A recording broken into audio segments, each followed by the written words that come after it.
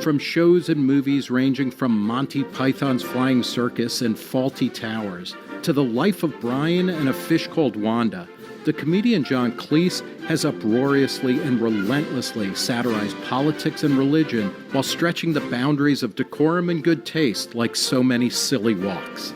Now 82, Cleese, who studied law at Cambridge University, has recently set his sights on political correctness and wokeism, which he says are the enemy not only of humor, but of creative thinking in all areas of human activity. He appeared at Freedom Fest, the annual July gathering of libertarians in Las Vegas, to discuss creativity, the subject of his 2020 Short and Cheerful Guide.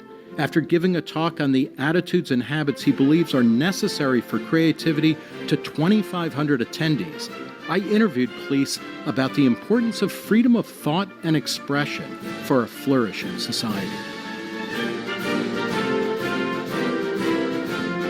Okay, so we're going to be responding to John Cleese, I believe his name is pronounced, the British comedian, and his war on wokeism. Let's check it out. Not to rebel against a fantastic system, right? So, can you talk? It was a good system, Nick, but it wasn't a notorious system. Yeah, it was okay. It was pretty good. But I mean, I always thought that teachers didn't understand that they needed to explain things. For example, I learned lots and lots about the Protestants and the Catholics and Cromwell and Charles I, but no teacher ever told me what was the difference between them. There was a sort of an assumption by adults that you'd know, but the adults had never told us. So there were lots of faults in it. But what I think was most, it was beneficial that we learned to learn to work. Mm-hmm. But I'm being quite honest with you, when I said at 18, when I emerged from the English system, I thought that it had taught me willpower, and that is how to work hard at something that I wasn't the slightest bit interested in. Yeah.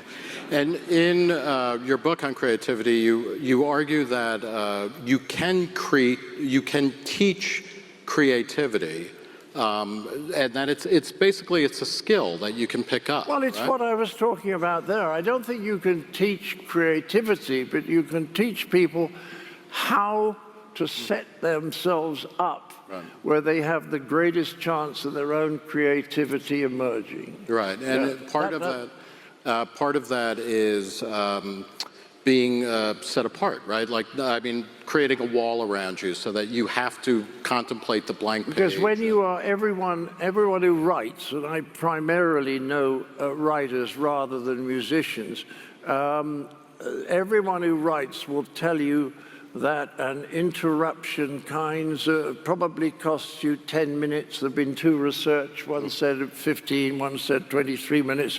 But because you're building something up in your mind, where character's here, he has to do that, she's over there trying to stop him, this has happened, someone else has just come in, and then somebody comes in. There's a Python sketch about this and says, Ludwig, Mrs. Beethoven says, Ludwig, do you know where the sugar bowl is? And the whole thing collapses. So when they leave, you have to go back and recreate all this, because otherwise you can't go on. That's why they're so dangerous. And what I used to hate was, I'm so old, when I had a telephone but not an answering machine. Mm-hmm. You see what I mean? Because you always, any time it rang, you thought this might be important. Yeah. And it never was. No. You famously, you talk a lot about, and you've written about collaborating, particularly with Graham Chapman, who is he was the best collaborator and the worst collaborator. Yes, that's right. Can you talk a little bit about your experiences with him and also the role of having somebody to bounce ideas off of? Well, when you start as a comedian or as a comic writer, the great fear is this funny? Because you don't know, you don't have enough experience. You think, well, I think it's funny, will anyone else? And the extraordinary thing about Chapman was that if he laughed, and I discovered the audience was going to laugh. So the biggest single problem was solved by this. It was the perfect litmus test. If what I said was funny and he laughed, we put it down. That was wonderful. But I was in the engine room driving it forward. And I think in a way, Chapman was creative. But the trouble is, I was too critical and analytical, and he was so dreamy that he was always off the wall and saying ridiculous things. The combination of us worked well, because what some people forget about a team is you want lots of people with different skills, right, not lots with the same skill. Talk a bit in your creative experiences, the role of drugs and alcohol, which, you know, bedevils creative people, particularly comedians, musicians, writers. You know,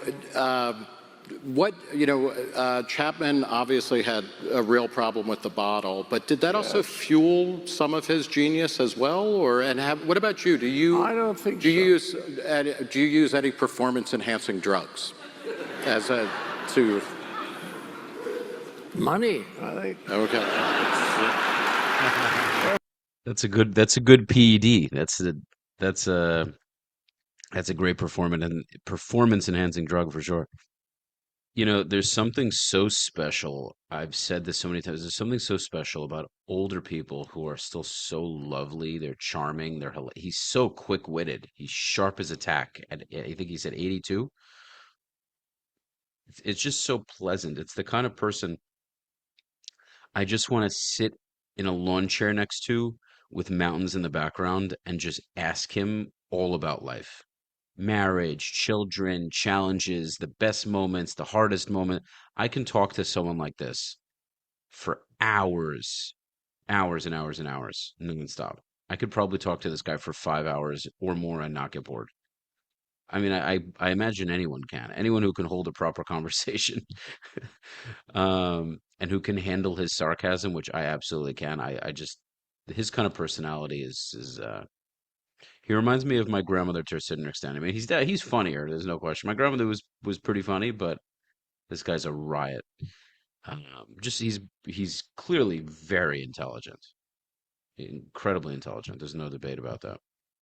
Interesting answer here. You see, I think that a lot of creative people are more in touch with their unconscious, which is where their creativity is coming from. But if your threshold is a little more porous, it may be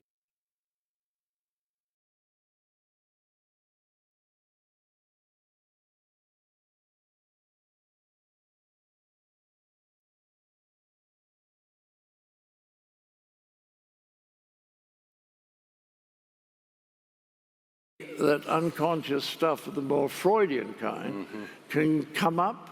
Maybe that's why the wonderful ideas can come up, but they have to come up with the stuff that would be better kept down. Right. So I think that's quite often why people, yes, I think that's right. And I think the other thing is that creativity is all about getting out of a rut.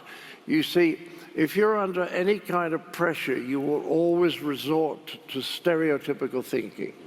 Do you see what I mean? You'll go back. There was a Canadian psychoneurologist called Donald Bem, I think. I think you're just making that up now, but please continue. I'll get the name sooner or later if they'll wait. Let me just think. Donald Bem or something like that. And he said neurons that fire together wire together. In other words, if you create in thinking a neural pathway, then, and you do that a few more times, it becomes the pathway. Right. You see, it's like wiring it.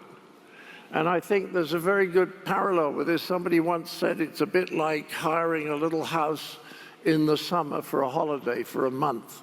And you go into the house and you think, oh, this is great. You go to the back garden and the grass is this high, but there's a little shed over there. And you think, I wonder what's in the shed. So you make your way through and you get to the shed. Oh, I didn't know that would be there. And then when you come back, you don't come back by a different path, do you?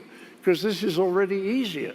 So you come back the same path. And whenever you go to the shed, you go by that path. Well, what else is in the grass? You see, you never get to explore it. So the question, how do you get out of the rut? How do you get out of the wiring and get out of the rut and look around in the grass? By the same time, in your work on creativity, you also talk about the need for expertise or knowledge, that once you've mastered a subject, that's when you really know how to play with it. Yes, that's right. So it's, Well, I mean, again, say, it's yes, a balance. Einstein didn't come up with relativity the year he finished studying maths at school. Mm-hmm. You've got to do this enormous amount of work in some businesses, you know? As a mathematician, I think they have a terribly short period when they're at their best. Am I right? Yeah. Somewhere about 26? I believe it, yeah, they peak early. They peak incredibly early. Unlike comedians and journalists, we just keep getting better and better. Oh, much better, much better. Well, let's not bother with that one. Let's move on. Okay. Well, let's talk about the enemies of creativity. You mentioned, you know, it's kind of the educational system in a broad way. It doesn't facilitate it. Wokeism is an issue that you've talked about. How, you know, why does political correctness or wokeism, how does that stifle creativity? Because it's the internal interruption that I was talking about. You think of an idea and you immediately think, ooh, is that going to get me into trouble? Well, that person happened on last Thursday, got away with it. All that stuff, which immediately stops you being creative. Yeah. So that's the first thing that's wrong about it. What percentage of your oeuvre do you think would be inadmissible or not permitted? Well, it changes unpredictably. I mean, in my day, there was an enormous explosion in England. I think it was 1962, when Kenneth Tynan, who was our best theatre critic, deliberately used the word fuck. And there was, I mean, it was like nuclear. After that, the deluge. Yeah, and now I can say fuck, and people, one or two people might twitch. Most people aren't bothered by it at all, but that was the forbidden word. I'm a little bit excited, I have to But, sorry, shut up. Put me off. But then there are many other words. Well, there's the N-word. Now, just consider this situation. If I actually pronounced the N-word today, which I'm not going to, relax. Okay. I'm going to, it's all right, it'll be okay, okay? But if I did, it would be in the papers tomorrow. Now, how useful is that? What I think the woke people, I think they miss something quite badly. The meaning of a word depends on its context. If I use sarcasm, then what I'm meaning is the opposite of the words I'm actually saying. And irony is like that. Yeah. If you don't get irony, you know, then if you take it seriously, you completely misunderstand the intention of the writer or speaker. We seem to be, you know, some people said after 9/11 that irony was dead, but it seems like it probably died, to the extent it died earlier in people who will say that's not funny, no matter what, because they focus on the words rather than the meaning or the context. That's right, they focus on the words, and it's what matters. So I actually talk about this in my stage act, but I say, if teasing is done with affection, I mean, just now I said, oh, shut up to you. But everybody smiled because they knew it was done with affection, and as a joke. If that was reported tomorrow in the Hollywood Reporter, that I'd said that to you without any giving of context, it would look as though I was being very rude and unpleasant. You see what I mean? And my daughter was talking about this at 3 o'clock when we did a show at the Southwest Festival. And it was a love-in. I mean, I don't know when I've had so much fun on stage. We had a fellow who was Puerto Rican. We had someone who was African-American. We had someone who was Jewish. We had a Scot. Oh, my God. All the minorities. Well, they're letting anybody into South by Southwest. and an old white Englishman, you know, and we were teasing each other and saying the most terrible things. And there was an atmosphere, not, I mean this seriously, not just of laughter, but almost of joy at the freedom of it. Yeah. And then the Hollywood Reporter went back and quoted a couple of lines without giving any context at all. And then there was about 2 weeks of criticism and everyone getting out. I mean, why? What are they getting out of it? I mean, there are people sitting there, Nick, who are deliberately waiting for the thrill of being offended. Do you think that is that actually growing as a broad Yes. sentiment? And Oh, what is driving that? I don't know. I think an awful lot of the things that are happening at the moment is that there's the thing that scares human beings more than anything else, I mean, other than someone coming at them with a knife, is change. Yeah. I wrote a couple of books, or helped a psychiatrist to write a number of books, and he told me about the stress chart, where various actuaries working for insurance companies have discovered very, enormous amount of research has gone into this because it's hugely important to know when people are going to die if you're doing life insurance. And they studied, I think, losing your spouse, let's call that 100. And then there's losing your job, which is 80-something. And then it goes all the way down. Then you get to Christmas, which is 18, you know? Getting married is about 40, because although getting married seems to be a good thing, it's a huge change. Now, the most extraordinary thing was, if you have a reduction in the number of rows you have every month with your wife, that costs you 35 points. And if you have an increase in the number of rows that you have with your wife, that costs you 35 points. You have explained my relationship with my ex-wife. Thank you. I spent a lot of years in therapy. And, How many ex-wives, Nick? I just have the one. Really? Yes. You lucky. So the rumors are all false. Oh, I've got 3.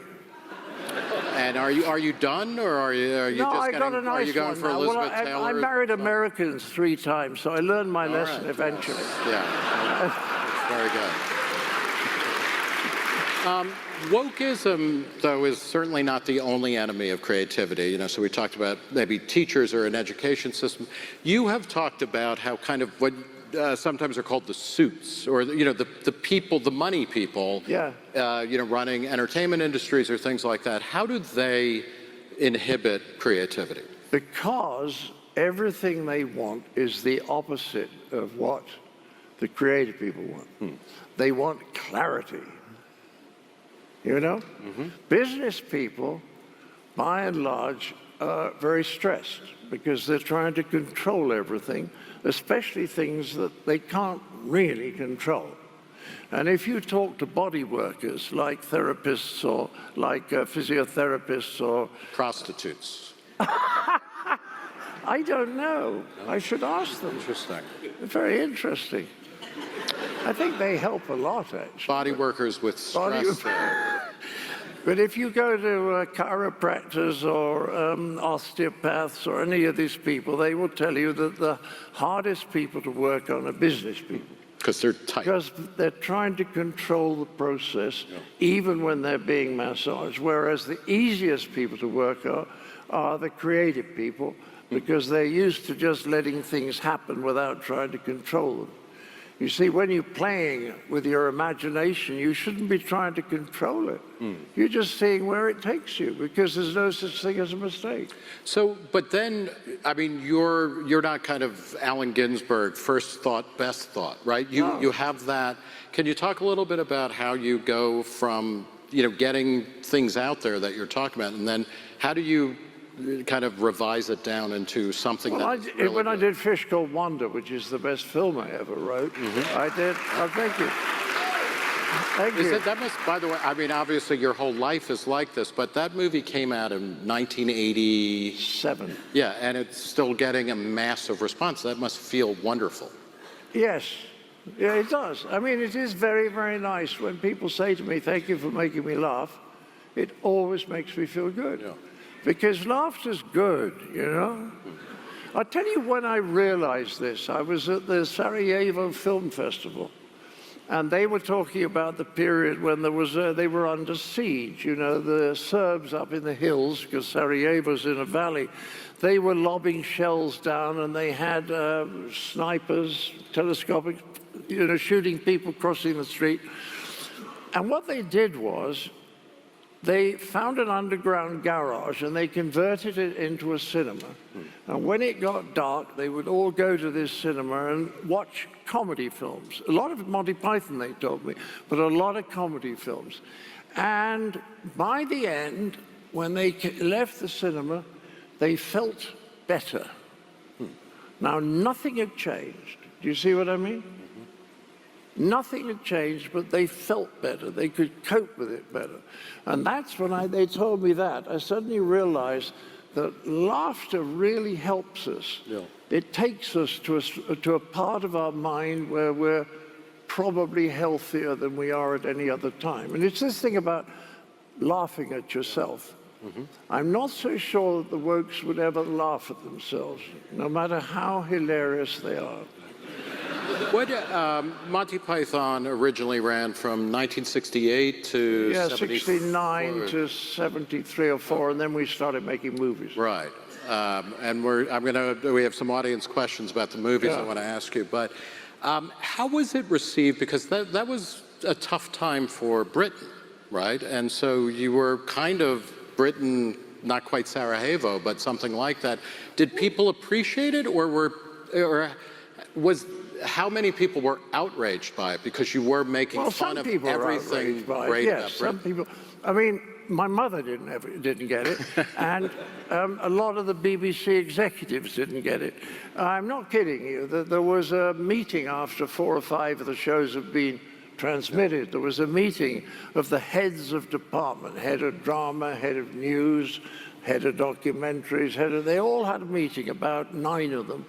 And I think I'm right saying 6 or 7 of them basically said this Python thing isn't any good and we should cancel it. So something like three quarters of the top program makers in England thought that it should be discontinued. Now, I've been up against that all my life because the people in charge don't know what they're doing. That's it. But this is much more important. They have no idea what they're doing, but they have no idea that they have no idea what they're doing.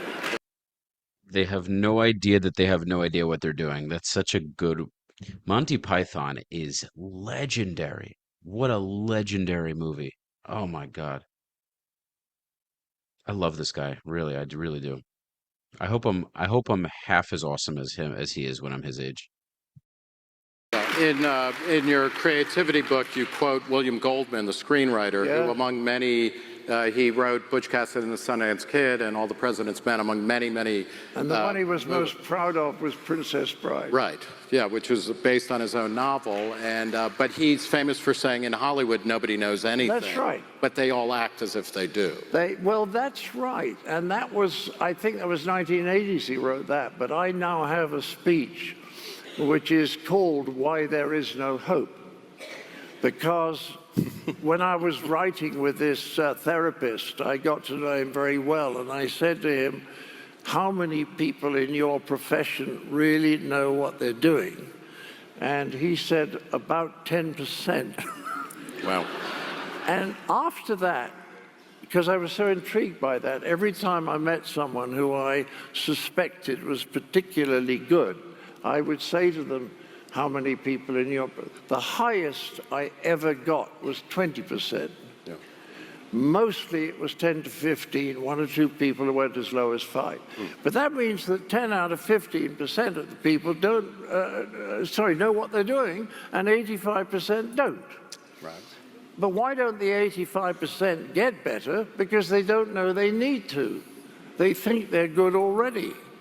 Do you see what I mean? And if you think you're good enough already, you're not learning. Right, you talk about overconfidence being another enemy of creativity. Terrible. I mean, when people know things for sure, there's very few things I know for sure. This sounds like did you encounter Friedrich Hayek's work at all at Cambridge, the economist? No, he was an economist. Yes, so you steered clear of economists. It was described as the dismal science when I was there. I see, okay, and it remains, but he had a similar pretense to knowledge. Well, let me ask you a couple of audience questions. These were culled from thousands, so these are the best of the bunch. The first one is, was the parrot dead, resting, or pining for the fjords? Definitely deceased. Okay. He was no more, he had ceased to be. If we may ask another Monty Python question, what was your most memorable Monty Python moment? And did you know that the movie The Holy Grail would have an instant cult following, particularly among college students? No, we had no idea. And that's one of the things that I have learned, which you really never know whether something is going to work or not. And Steve Martin once said something to me which reflected my experience, but he's made many more films than I have. He said, when you start showing a film, a very strange thing happens. It seems as though the audiences are beginning to like it more and more, or less and less. Isn't that weird? Very weird. So you don't know. And sometimes I write a line which I think is terribly, terribly funny. Like I say about my mother that she suffered from omniphobia. That was, you name it, she had a morbid dread of it. Yeah. And then I say, actually, it's not quite true. I never saw her frightened by a loaf of bread. You see, you get a little laugh. Yeah, but not as much as you want. And then I wrote another line saying she lived to 101, her life spanned the entire 20th century. Wow. And then I list from the assassination of the First World War, Hitler, Stalin, and all this, as she lived through it all without really noticing any of it. When I wrote that, I thought it was amusing. That's the one that gets the laugh. So what has been your biggest disappointment? Because you also, in the creativity book, you talk about how it's not enough to have ideas, you have to test them. You have to put them out in the world to test them. You know, my daughter once said to me that being a comedian is like being a bullfighter. And I said, what are you talking about? And she says, well, you get such immediate feedback on your performance. But it's kind of great. Well, if you do that, you see, you can go out there, Nick, on Monday and do a joke you like, and the audience doesn't laugh, and you say, what a load of ignorant rednecks. Mm-hmm. Then Tuesday they don't laugh, and you can still blame the audience. By Wednesday, you've decided it may not be as funny as you thought. So you're always checking it against the audience reaction, because if it doesn't make them laugh and it's intended to, you're getting something wrong, not them. A question here. How would critics and media respond to The Life of Brian if it was released today rather than 45 years ago, almost 45 years ago? I don't know. I really don't. I mean, it caused a big, big fuss at the time. When it opened in New York, we were condemned by the liberal Jews and one of the other three Jewish things. And then we were condemned by the Calvinists, the Catholics, the Lutherans, altogether 7 churches. Yeah. Who all hated each other. Hated each other. They all told their followers, do not go to this film, the central message of which is think for yourself. But you're right, because Eric said... It's so funny. Any of these religious institutions, any of them, that don't allow for free thought are so problematic. if the only reason you're a practicing person in any religion is because you're sheltered in a brain basement, so to speak, then the religion isn't very strong. The belief system isn't very strong to begin with. I understand the idea of removing distractions, but if you don't have the ability to think in a different way and question your belief system and then come to the conclusion that it's still the right one, all it is a cult. I mean, you could argue it's a cult either way. I happen to think religion could be a beautiful thing, but it depends how it's practiced. If it's practiced with the allowance of free thought and you respect other people's beliefs, I think there are many beautiful components to religion. Uh, but again, the free thought component is everything. We've accomplished something very good. It's the first time in 500 years they've been able to agree on anything. So It is. I have to say, I was in high school. I went to a Catholic high school in New Jersey, and I took a bunch of my friends to go see Life of Brian. And it got back to the parents, it got back to my principal, and you owe me a rosary. I was told that if I wanted to stay in school, I had to say the rosary. So Really? I have beef with you over that. I guess we're out of time, but can I ask a final question? Yeah. Is there any way to make politics funny? You mean funnier? Oh, well, fair enough. Yeah. That's great. Thank you for that. Thank you. I think the great problem is this, that people, this is going to sound very profound. I'm going to like it. People don't understand the difference between solemnity and seriousness. Now, we can have a perfectly serious chat like we've had now. We're taking things seriously and answering it the best of it, but it's not been solemn. So people think that anything with fun or humor is not serious. No, it's not solemn. You can always have a serious discussion with humor. And because people don't realize the difference, they think that anyone who's a little bit humorous is kind of lacks gravity. Do you see what I mean? Mm-hmm. And I think that's very sad. I once worked with a wonderful director called Jonathan Miller, and I was doing a Shakespeare with him. And somebody said to him, what do you feel about doing about doing a comedy, a Shakespeare comedy? And he said, well, comedy was good enough for Shakespeare, and it was good enough for Mozart, so it's good enough for me. And I think that that's generally forgotten. People want, some of the guys you have, particularly to me, in the Republican Party, they project ruggedness to the exclusion of everything else.